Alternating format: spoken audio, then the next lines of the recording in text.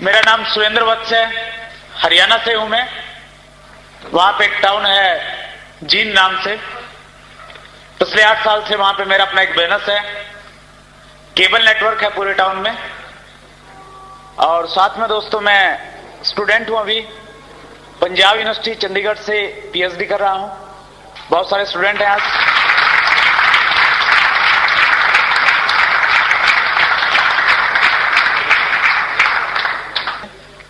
और पिछले 4 साल से आर्ट्स एंड बिजनेस का भी स्टूडेंट हूं, इसको भी सीख रहा हूं।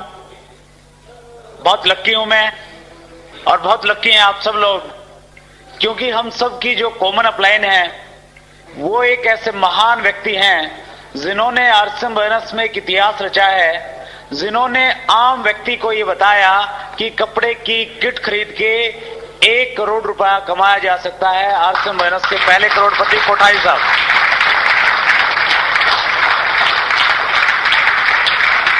हम बहुत लकी हैं, कोठारी साहब की गाइडलाइन हमें मिलती है। और ऊपर में श्री केसी चावड़ा साहब, जिनका बहुत बड़ा विजन है इस बिजनेस को लेके, श्री बीसी चावड़ा जी, जिनकी मोटिवेशन, जिनकी प्रेरणा से हम बहुत बड़े बड़े ड्रीम इस बिजनेस में बना रहे हैं, और उनके आशीर्वाद से हम उनको पूरा कर रहे हैं। मेरा ऐसा मानना है कि मेरी जो एलओएस है, और मेरी जो एलओएस है वो निश्चित रूप से आपकी भी एलओएस है। हम सब की एलओएस दुनिया की सबसे बेहतरीन एलओएस है। सबसे बेहतरीन लोग हैं वो, सबसे अच्छे टीचर हैं वो, जो हमें एक आम व्यक्ति से खास व्यक्ति बनाने के लिए जिनका संकल्प है। आज से 4 साल पहले ये बिजनेस मेरे लिए अजनबी था। पहली बार मैंने नाम सुनाई दिया था RCM। और आज आलम ये है, सुबह जब उठते हैं मोबाइल पे जो पहली फोन कॉल अटेंड करते हैं उसमें होता है गुड RCM।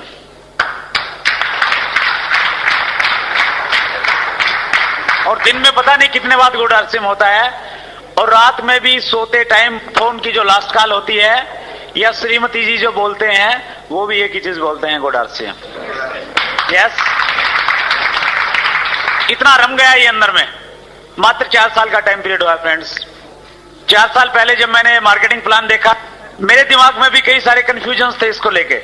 जिस व्यक्ति ने मुझे मार्केटिंग प्लान दिखाया था, मैंने उनसे प्रश्न किया था कि मेरा अपना एक बिजनेस है, उस बिजनेस में मेरी लाखों रुपए की इन्वेस्टमेंट है। लाखों रुपए की इन्वेस्टमेंट के बावजूद जब इनकम और प्रॉफिट की बात करते हैं तो वो बहुत लिमिटेड है, हजारों में आता है। और जब कंपटीशन होते हैं तो आता नहीं है, घर से देना पड़ता है। और आप यहां पे बता रहे हैं कि कपड़े की एक किट खरीदें, आपके घर में लाखों रुपए महीना की इनकम आ सकती है। मैंने उनसे कहा कि मेरा बिजनेस को लेके जो तजुर्बा है, जो एजुकेशन बिजनेस की आज तक मुझे मिली है, वो एजुकेशन ये कहती है अगर आपने 1 लाख रुपए महीना कमाना है, एक ही तरीका है, आपके पास में 1 करोड़ रुपया होना चाहिए।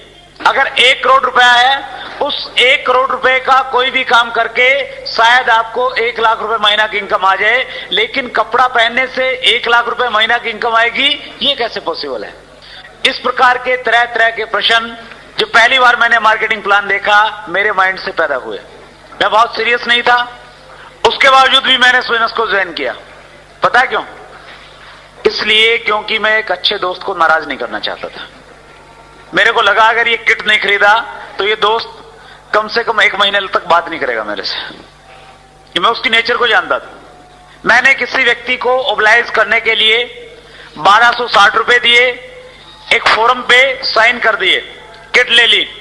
किट लेके भी मैं घर पे नहीं गया, मेरा अपना जो केबल नेटवर्क का बिजनेस है उसके ऑफिस में जाके उसको रख दिया। क्योंकि शादीशुदा लोगों के साथ में एक दिक्कत होती है, जब कुछ भी सामान लेके जाते हैं तो उस पर बहुत बड़ी छानबीन होती है, तहकीकात होती है, कितने का लाए, कहां से लाए, क्यों लाए। सो मैं किसी पंगे में नहीं पड़ना चाहता था। मैंने सोचा किसी मौके पे ले जाएंगे। सो बहुत सीरियस नहीं था, इसलिए मैंने काम नहीं किया इस बिजनेस को लेके। इवन मैंने ये भी नहीं देखा कि इसमें कितने कपड़े हैं, पैंट शर्ट क्या है क्या नहीं। 3 महीने तक काम किया तो केवल मात्र एक किया। जब भी मेरी अपलाइन का फोन मेरे पास में आता था, मैं हर बार कोई ना कोई नया बहाना उसको बना के बता देता था। कभी मैं उनको कहता, वो कहते कि इस महीने आप अच्छा काम करो, मैं आता हूं, आप मीटिंग रखवाएं। मैं उनको कहता इस महीने मीटिंग नहीं रखेंगे, क्योंकि इस महीने इंडिया और पाकिस्तान की क्रिकेट की श्रृंखला चली हुई है और बहुत सारे लोगों के घरों में केबल के कनेक्शन लगाने हैं। कभी मैं कहता कि अब की बार तो यूनिवर्सिटी में जाना है, स्नैप्सिस सबमिट करने हैं, तो कभी मैं परिवार के किसी व्यक्ति को बीमार कर देता और कई बार किसी व्यक्ति को ऊपर भेज देता, दूर के रिश्तेदार को। दूर के रिश्तेदार की कोई डेफिनेशन नहीं होती ना। यस, और ये एक ऐसी चीज है, फिर कोई भी बंदा बोलता नहीं, ज्यादा बिजनेस की बात नहीं करता, वो पूछता अच्छा कैसे हुआ, क्या हुआ, क्यों हुआ, और छुट्टी मिल जाती है कुछ टाइम के लिए। सो 3 महीने तक ये कार्रवाई चलती रही, लेकिन 3 महीने के बाद इस बिजनेस को लेके जो टर्निंग पॉइंट आया, मेरी जिंदगी का जो सबसे बड़ा परिवर्तनकारी समय था, इस प्रकार की एक मीटिंग में आने का मुझे मौका प्राप्त हुआ। वो भी आना नहीं चाहता था, जैसे तैसे आ गया, और आज शुक्रगुजार हूं सुपर वाले का, उस हालात, उन परिस्थितियों का, जो परिस्थितियां मुझे न चाहते हुए भी इस प्रकार के शानदार लोगों के बीच में बैठा दिया, और बैठाने के बाद ही बिजनेस मेरे समझ में आ गया।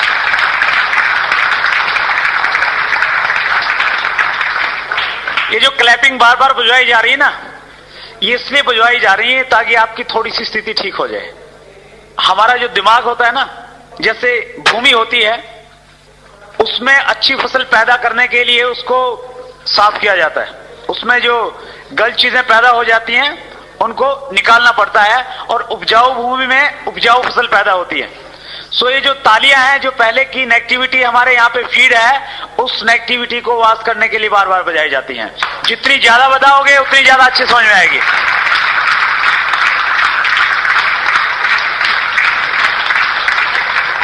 तालियों का क्या महत्व है, ये हेमंत शर्मा जी ने आपको बताया, लेकिन तालियों का सबसे बड़ा महत्व पिछले हफ्ते मुझे समझ में आया, जब मैं जयपुर में एक बहुत बड़ा ऑडिटोरियम है, वहां पे बिरला ऑडिटोरियम, उसके बाहर एक फंक्शन लेके निकला। बहुत एक्साइटिंग सेमिनार थी, वो लगभग 2000 लोग थे वहां पे। और जैसे हम लोग बाहर निकले, 2 डिस्ट्रीब्यूटर, 2 व्यक्ति मैं कहूंगा, आपस में झगड़ रहे थे, आपस में जोर जोर से बातें कर रहे थे। मैं उनके पास में गया, मैंने उनसे पूछा कि भैया आप लोग मीटिंग में थे, मीटिंग में तो अच्छा बोलना सिखाया जाता है, प्यार करना सिखाया जाता है, तुम झगड़ क्यों रहे हो आपस में? उनमें से एक व्यक्ति ने कहा कि ये जो सज्जन मेरे पास में है, ये मेरे बहुत नजदीकी दोस्त हैं। मैं पिछले 3 महीने से इनको आरएसएम बिजनेस के बारे में बता रहा था। बड़ी मुश्किल से इनको मैं फंक्शन में लेके आया, बाहर जो टिकट लगी वो भी मैंने अपनी पॉकेट से इनको लेके दी, और अब मीटिंग से बाहर आने के बाद ये कह रहे हैं कि मैं आरएसएम बिजनेस ज्वाइन करूंगा। मैंने कहा ये तो अच्छी बात है, परेशान क्यों रहा तू? उसने कहा मैं परेशान इसलिए हो रहा हूं, ये कह रहा है कि मैं आरएसएम ज्वाइन तो करूंगा लेकिन तुम्हारे साथ नहीं करूंगा। फिर मुझे भी लगा कि यार मामला गंभीर है। मैंने उनसे पूछा कि क्या इस व्यक्ति ने आपको मीटिंग में बुलाया? बोले साहब बुलाया। इसने आपकी टिकट ली? बोले साहब ली। फिर मैंने कहा यार तुम इसके साथ ज्वाइन क्यों नहीं हो रहे? उसने कहा कि मैं इसके साथ में मीटिंग में बैठा था, मीटिंग में हर व्यक्ति तालियां बजा रहा था, इससे मीटिंग में ताली नहीं बज रही थी, मेरे को रॉयल्टी पे कैसे लेके जा सकता?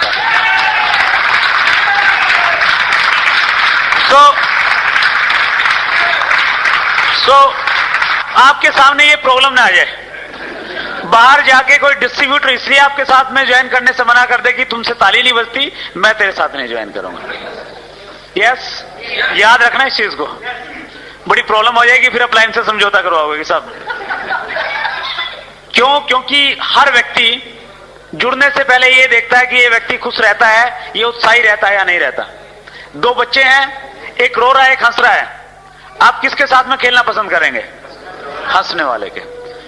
आपके चेहरे पे अगर हंस से अच्छे भाव हैं, आप तालियां बजा रहे हैं, तो निश्चित रूप से बहुत सारे लोग आपके साथ में ज्वाइन करने के लिए तैयार रहेंगे। और तालियां इसलिए बजाएं, कोई व्यक्ति आपकी उत्साह को देख के बाहर जाके वैसे ही प्रोस्पेक्ट मिल जाएगा आपका कोई कि यस इसके साथ ज्वाइन करूंगा। तो तालियां बजाना घाटे का सौदा नहीं है। मैं आपको कह रहा था कि मैं बहुत सीरियस नहीं था इस बिजनेस को लेके। 3 महीने तक मैंने कोई काम नहीं किया, बहाने बनाए खूब सारे।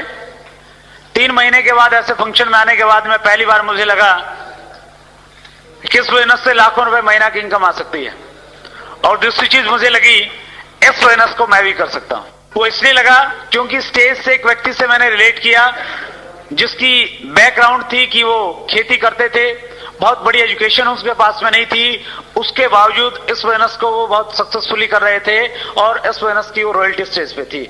उनको देखने के बाद मुझे लगा कि जब एक किसान जिसके पास में बहुत अच्छी एजुकेशन नहीं है, पहले की भी एजुकेशन नहीं है, इस बिजनेस की भी एजुकेशन नहीं है। जब वो व्यक्ति इस बिजनेस को कर सकता है, मैं निश्चित रूप से इससे तेजी से करके इससे पहले रॉयल्टी पे पहुंच सकता हूं। ये feelings I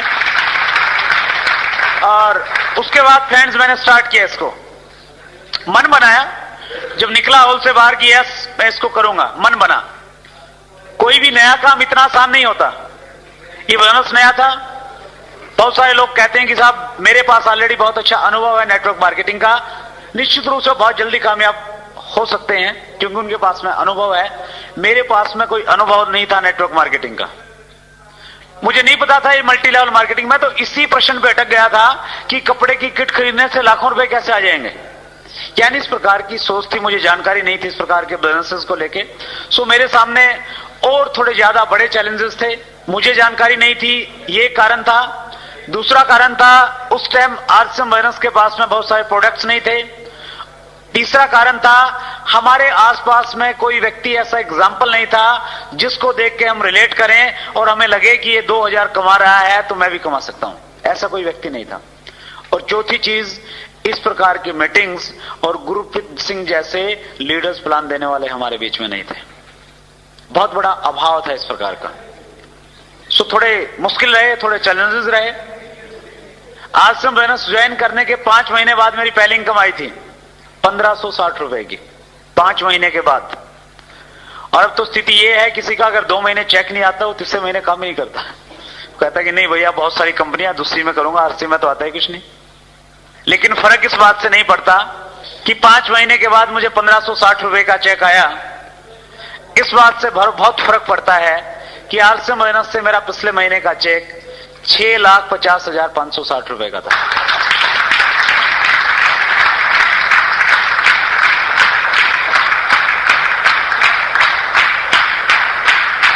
thank you very much. पिछले 4 साल में बहुत कुछ दिया फ्रेंड्स इस बिजनेस ने। एक मिडिल क्लास फैमिली की बैकग्राउंड से आया हूं मैं। मेरे फादर टीचर थे, अभी रिटायर हुए हैं 2 साल पहले। घर में 3 बहनें 2 भाई। मिडिल क्लास फैमिली के जो चैलेंजेस होते हैं वो सारे के सारे फेस किए। जिस सिटी से मैं बिलोंग करता हूं उसकी 2 लाख की पॉपुलेशन है। आज से 4 साल पहले उस 2 लाख की भीड़ का एक हिस्सा था मैं भी। लेकिन इस बिजनेस की पावर है कि आज उस 2 लाख पॉपुलेशन के शहर में अगर कभी चर्चा होती है इस चीज की कि हमारे शहर की सबसे शानदार, सबसे खूबसूरत, सबसे लग्जरी, सबसे महंगी गाड़ी किस व्यक्ति के पास में है, तो नाम आता है कि वो आरसीएम बिजनेस के डिस्ट्रीब्यूटर हैं, सुरेंद्र वत्स उनका नाम।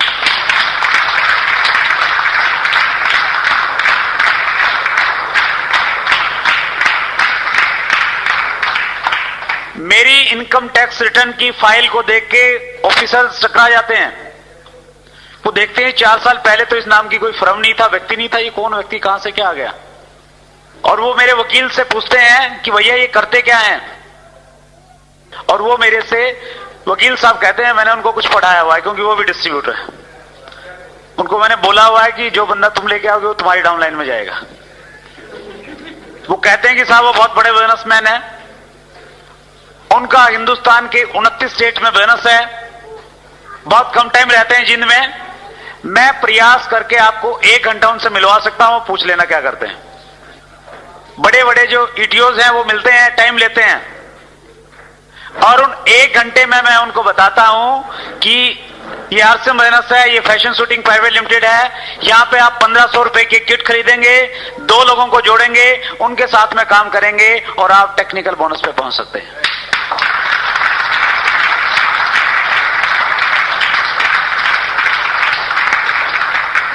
फिर वो ज्वाइन करते हैं और काम करते हैं। जिस बैंक में मेरा अकाउंट है सारे के सारे एम्प्लॉइज, हेमंत शर्मा जी तो समझदार है, पहले ही ज्वाइन हो गए, बैंक वाले हैं, सारे के सारे ज्वाइन। यूटीआई में मैंने पीछे अकाउंट खुलवाना था पानीपत, मैं जर्नली जो फॉर्मेलिटीज थी बहुत जल्दी में था, मैं अकाउंट खुलवा के आ गया। उसके बाद नेक्स्ट टाइम जब मैं गया, एक व्यक्ति को मैं जानता था, जैसे ही मेरा इंटर हुआ वहां पे सारा का सारा स्टाफ, मैनेजर, डिप्टी मैनेजर सारे के सारे इकट्ठे हो गए और उनका भी यही प्रश्न था कि साहब आप करते क्या हो। मैंने उनको बताया कि बैठो मैं बताता हूं, और मैंने उनको बताया और 1 दिन में सारा का सारा स्टाफ ज्वाइन हो गया, 1 घंटे में।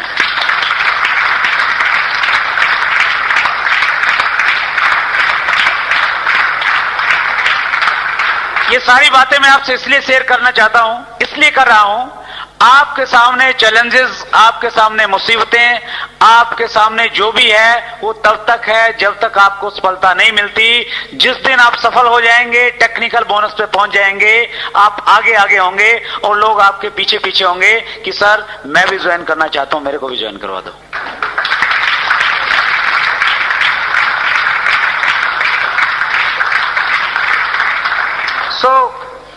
बहुत अच्छा लग रहा है फ्रेंड्स, बहुत कुछ बदल गया है इस बोनस की वजह से।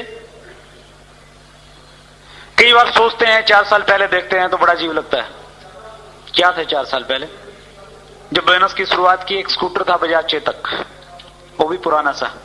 है क्या किसी के पास में बजाज चेतक? सबके घर में। अगर सबके घर में बजाज चेतक है तो 18 लाख की गाड़ी भी आ सकती है।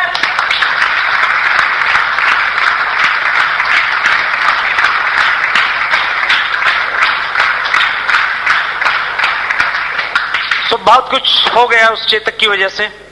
रखा हुआ है घर पे, 2 गाड़ियां बदली हैं, वो भी सेफ हैं, ताकि लोग देखेंगे बाद में कि पहली गाड़ी ये थी मारुति 800 जिसको धक्के मार के चलाया जाता था, फिर ये दूसरे वाली ली, फिर तीसरे वाली ली।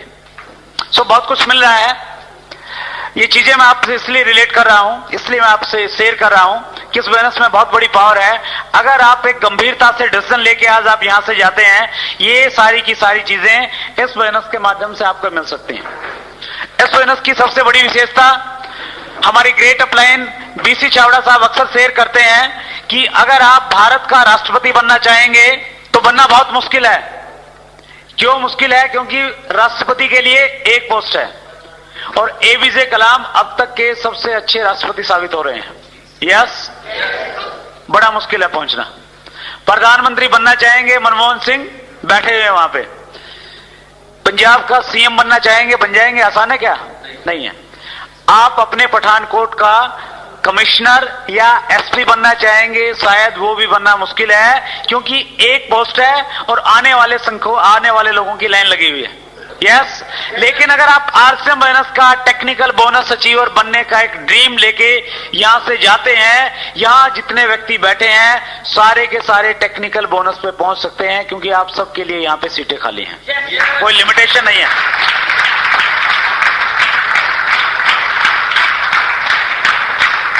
आपको भी ये मिल सकता है सब कुछ अगर आपने पॉजिटिव एटीट्यूड के साथ ये बोनस किया, सकारात्मक सोच के साथ आपने किया। पैसा कमाना चाहते हैं साहब? बड़ा अजीब सा प्रश्न है, पूछ लेता हूं, फिर भी हाथ खड़ा करें जो चाहते हैं। सभी चाहते हैं, थैंक यू। एक बार तालियां बजाएं आपके लिए, आपकी बहुत अच्छी चाहत है।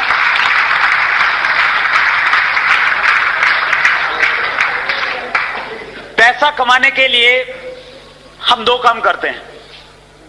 जे पॉल गेट्टी की मैंने एक बुक पढ़ी, रॉबर्ट कियोसाकी को मैंने पढ़ा बिजनेस स्कूल में। वो एक चीज लिखते हैं, पैसा कमाने के लिए हमारे पास में 2 साधन है। एक साधन है कि हम जॉब करते हैं। कितने लोग करते हैं? मेरे सीधा हैंड्स, बहुत सारे करते हैं, थैंक यू। पैसा मिलता है जॉब से? मिलता है नहीं मिलता? यस, मिलता है। लेकिन जे पॉल गेट्टी एक चीज और लिखते हैं कि पैसा कमाने के 2 साधन है, जॉब और बिजनेस, लेकिन अमीर बनने का केवल मात्र एक साधन है, वो साधन है बिजनेस। जॉब से आप अमीर नहीं बन सकते, कम से कम ये तो गारंटी है। Yes yes. और ट्रेडिशनल बिजनेस से भी नहीं मिल सकते। जिस प्रकार के बिजनेस एक मिडिल क्लास फैमिली का व्यक्ति करता है, उससे भी आपको बहुत सारा पैसा नहीं मिलता। सो जॉब और बिजनेस में क्या होता है, ये चीजें मैं आज सोचता हूं कि अगर बचपन में मुझे पढ़ा दी जाती तो शायद मैं और कुछ होता, लेकिन शायद सही समय पे पढ़ाई गई है, इसलिए मैं कुछ हूं यहां पे। हमारी जिंदगी में कौन घटना कब क्या घटती है, उसके पीछे ऊपर वाले की बहुत बड़ी प्लानिंग होती है। एक बार एक व्यक्ति था, उसको काम की तलाश थी। उसने न्यूज़पेपर में एक एडवर्टाइजमेंट पढ़ी कि किसी जगह पे एक टॉयलेट अटेंडेंट की पोस्ट वैकेंट थी। वो वहां पे गया, जो वहां पे इंटरव्यू लेने वाले थे उन्होंने उसका इंटरव्यू लिया, और इंटरव्यू लेने के बाद में उन्होंने उसके सामने एक फॉर्म रख दिया और उसको भरने के बाद बोले कि आप इस पे अगर सिग्नेचर करेंगे तो आपको ये टॉयलेट अटेंडेंट की पोस्ट मिल जाएगी। उस व्यक्ति ने कहा कि मुझे सिग्नेचर करने नहीं आते। उन्होंने कहा अगर आपको सिग्नेचर करने नहीं आते हम आपको ये नौकरी नहीं दे सकते। वो वहां से आया, रास्ते में उसने देखा कहीं फलों की दुकान थी, उस पे वो नौकरी करने लग गया। फलों की दुकान से कुछ देर के बाद उसने अपना खुद का एक फलों का काम स्टार्ट किया। धीरे धीरे वो उसको आगे बढ़ाता गया और कुछ सालों के बाद वो एक बहुत बड़ा एक्सपोर्टर बन गया। उसके यहां से खरीदे हुए फल बाहर जाने लगे और बहुत बड़ा आदमी बनने के बाद में एक दिन किसी बैंक के साथ में उसकी बहुत बड़ी डील होने वाली थी। वो वहां पे गया उस बैंक में और उस डील करने के बाद में उस बैंक का जो सीनियर मैनेजर था उसने कहा कि आप यहां पे सिग्नेचर कर दें। उस व्यक्ति ने कहा कि मुझे सिग्नेचर करने नहीं आते। उस मैनेजर ने कहा कि तुम्हें पता है अगर तुम्हें सिग्नेचर करने आते तो तुम कहां होते? उसने कहा कि मुझे पता है कि मैं टॉयलेट अटेंडेंट होता।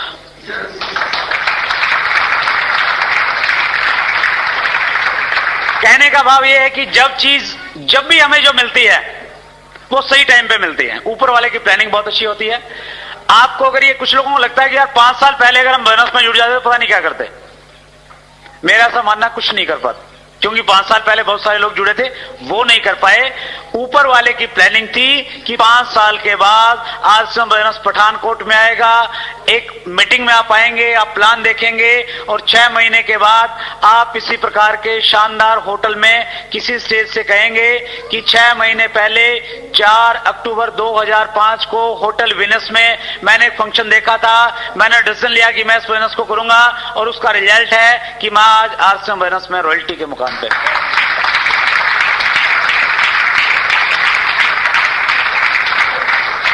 तो ये उसकी प्लानिंग थी और शायद उसी की प्लानिंग थी कि ये चीजें मेरी बाद में समझ में आई। जॉब और बिजनेस में क्या होता है फ्रेंड्स, जॉब अगर एक व्यक्ति 20 साल की एज में स्टार्ट करता है तो वो 1-2 दिन या 2 साल के लिए नहीं करता। एक सर्वे है कि 45 साल तक एक व्यक्ति काम करता है। 20 साल की एज से अगर वो स्टार्ट करता है, जब वो 65 साल की एज में पहुंचता है वो काम करने लायक नहीं रहता, इसलिए वो छोड़ देता है। और उसके बाद घर में भी उसकी स्थिति कुछ अजीब सी हो जाती है। एक जॉब वाले की विडंबना देखिए, जब तक वो जॉब में होता है उसका हमेशा पहले नंबर लगता है। अगर घर में बहुत लोग हैं और एक बाथरूम है, सबसे पहले जॉब वाले को नंबर पड़ेगा, क्योंकि घर वाले कहेंगे लेट हो जाएंगे, पहले इसको नहाने दो। ब्रेकफास्ट सबसे पहले मिलेगा उसको। और जैसे ही ये 65 साल की एज में पहुंचता है सबसे पीछे। करना ही क्या है, खाना और नहाना 2 ही तो काम है, करते रहना है। बच्चों ने स्कूल में जाना है, उसने ये करना है, ये करना है। सो इस प्रकार की स्थिति होती है 45 साल तक काम करने के बावजूद। और जॉब में जो सिचुएशन है फ्रेंड्स, मैंने एक बुक में पढ़ा, उसमें राइटर लिख रहे थे जिनका जॉब का बहुत अच्छा अनुभव था। जॉब वाले जरा ध्यान से सुने, मेरा भी एक्सपीरियंस है 1 साल का, और जिस राइटर ने ये लिखा है उनका जॉब का बहुत बड़ा अनुभव है। वो राइटर लिखते हैं जॉब जो लोग करते हैं वो विश्व के किसी भी कोने में है, वो इंडिया में है या अमेरिका में है, वो मंडे को वहां पे जाते हैं जहां पे वो जाना नहीं चाहते हैं। उन लोगों के साथ ऑफिस में बैठ के चाय पीते हैं जिनके साथ में वो चाय पीना नहीं चाहते हैं, और उस बॉस को सलाम करते हैं जिसके साथ वो अच्छे ढंग से बात भी नहीं करना चाहते। यस और नो? यस। फिर भी क्यों करते हैं? मजबूरी है। यस। अगर नहीं जाएंगे तो घर में चूल्हा नहीं जलेगा, बच्चों की फीस कहां से आएगी, पेरेंट्स का इलाज कहां से करवाएंगे। करना पड़ता है, वही टेबल, वही फाइल, वही बॉस, जिंदगी भर एक नीरस से जिंदगी करनी पड़ती है, और उसके बावजूद भी पैसा नहीं मिलता। उसके बाद अगर हम बिजनेस में आए, जॉब में और बिजनेस में दोनों में एक कॉमन चीज है, जॉब वाला भी 45 साल काम करता है और बिजनेस वाला 45 साल काम करता है। और बिजनेसमैन की तो बड़ी अजीब स्थिति होती है फ्रेंड्स। मैंने दोनों चीजें देखी हैं। मैंने जॉब किया 1 साल एक प्राइवेट स्कूल में, और बिजनेस में हूं मैं पिछले 8 साल से। एक बिजनेसमैन अगर उसका एक अच्छा शानदार शोरूम है, वो अगर 20 साल की एज में अपने शोरूम पे जाना शुरू करता है, उसका जो पहला दिन होता है वो जाता है अपनी दुकान के, अपने शोरूम के स्तर को ऊपर उठाता है और दिन भर वहां बैठ के ग्राहकों का इंतजार करता है। अपनी शॉप में वो बहुत अच्छी अच्छी चीजें लिखवा लेता है कि ग्राहक मेरे लिए भगवान है, ग्राहक की संतुष्टि ही मेरा ध्येय है। यस। लेकिन अंदर से वो ये सोचता है कि ये जो आया है ना, इसकी जेब में जितने पैसे हैं सारे के सारे निकलवा लूंगा। यस। वो कहते हैं कि मुंह देख के टीका लगाते हैं। कार में आया तो ज्यादा मांग लूंगा, साइकिल पे आया तो सोचूंगा कि ज्यादा इसके पास नहीं होंगे, कम ले लूंगा। Yes yes. दिन भर वो यही काम करता है और रात में क्या करता है, जो सर ऊपर उठाया था उसको नीचे कर देता है और जाके घर पे सो जाता है। ठीक। दूसरे दिन क्या करता है, वो वही करता है। डलहौजी घूमने के लिए तो नहीं जाता, नहीं जाता। 2 साल बाद क्या करता है, सर ऊपर नीचे। 10 साल बाद, 20 साल बाद, 45 साल तक उसका एक ही काम है, सुबह आना, स्टर ऊपर करना, रात को नीचे, स्टर ऊपर, स्टर नीचे, स्टर ऊपर, स्टर नीचे। और ये भूल जाता है वो कि ऊपर वाले ने तुझे पैदा क्यों किया है। उसकी समझ में शायद ये आता है कि ऊपर वाले ने एक ही काम सोचा है कि बेटा जाओ, 20 साल की एज में तुझे काम दूंगा और एक ही काम है, जिंदगी भर स्टर ऊपर करते रहना, नीचे करते रहना, ऊपर करते रहना, नीचे करते रहना। और वो बिजनेसमैन बेचारा सोच भी नहीं पाता कि वो क्या कर रहा है, फुर्सत ही कहां सोचने की। आप किसी को बुलाइए ना आरसीएम बिजनेस की मीटिंग में, कहेगा टाइम नहीं है साहब, फुर्सत नहीं है। 4,000 रुपए महीना कमाने की फुर्सत है, जहां से 4 लाख मिल जाता है, वो बात सोचने की फुर्सत नहीं है लोगों के पास में।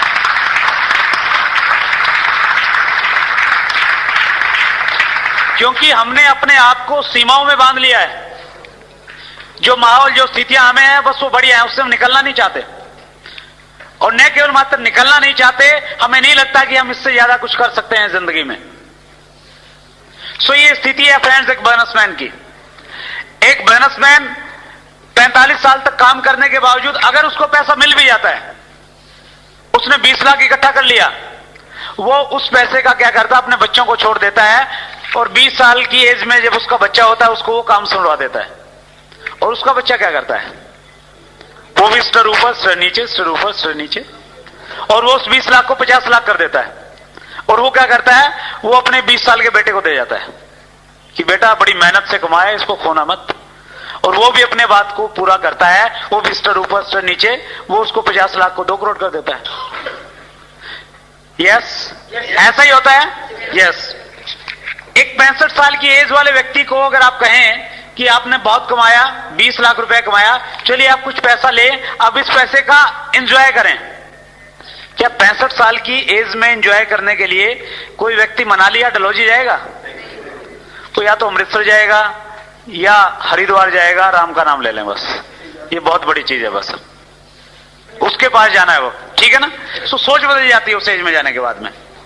सो फ्रेंड, इस प्रकार की स्थिति है। और रॉबर्ट कियोसाकी कहते हैं कि ये जॉब और बिजनेस का जो सिस्टम है, ये एक चूहा दौड़ है। क्या है? चूहा दौड़। वो कहते हैं कि जॉब और बिजनेस वाला जो ये चक्कर है, जो व्यक्ति एक बार इस चक्कर में फंसता है वो जिंदगी भर फंसा रहता है। जिस प्रकार से एक बिल्ली चूहे के पीछे लगी रहती है, इसी प्रकार से एक जॉब वाला और बिजनेस वाला पैसे के पीछे लगा रहता है। पैसा मिल जाए, पैसा मिल जाए, पैसा मिल जाए, और जिंदगी भर उसको पैसा नहीं मिलता। ये स्थिति है हमारी। लेकिन ऊपर वाले का हम बहुत बहुत थैंक्स करते हैं, उसने ऐसी कुछ प्लानिंग की, उसने एक ऐसे महान व्यक्ति के माइंड में एक कॉन्सेप्ट डाला, और एक ऐसा कॉन्सेप्ट जिस कॉन्सेप्ट के जरिए हम इस चूहा दौड़ से बाहर निकल जाएं, और ऐसे निकल जाएं, पैसे को अपना गुलाम बना लें। जितना आप चाहते हैं उससे कहीं ज्यादा आएगा, उससे कम नहीं आ सकता। जानते हैं उस अवसर का नाम क्या है? क्या नाम है? क्या नाम है? क्या नाम है? आरसीएम। एग्जैक्टली। आरसीएम ये कॉन्सेप्ट जो आज से 5 साल पहले स्टार्ट हुआ, और इस बिजनेस की पावर देखिए फ्रेंड्स, इन दोनों में कंपैरिजन कीजिए। पैसा कमाने का एक साधन जॉब और बिजनेस, दूसरा साधन है आपके पास में आरसीएम बिजनेस। इस बिजनेस को कोई भी व्यक्ति किसी भी एज में अगर स्टार्ट करता है, उसको 45 साल काम करने की जरूरत नहीं है। इस बिजनेस में उसको केवल मात्र 5 साल लगाने हैं। कितने साल? 5 साल। एक व्यक्ति अगर 20 साल की एज में इसको स्टार्ट करता है, 5 साल काम करके वो 25 साल की एज में रिटायर हो जाता है। यहां तो रिटायर तब होते हैं जब काम करने लायक नहीं रहते, और यहां पे रिटायर वो तब होता है जब जिंदगी में असली आनंद लेता है।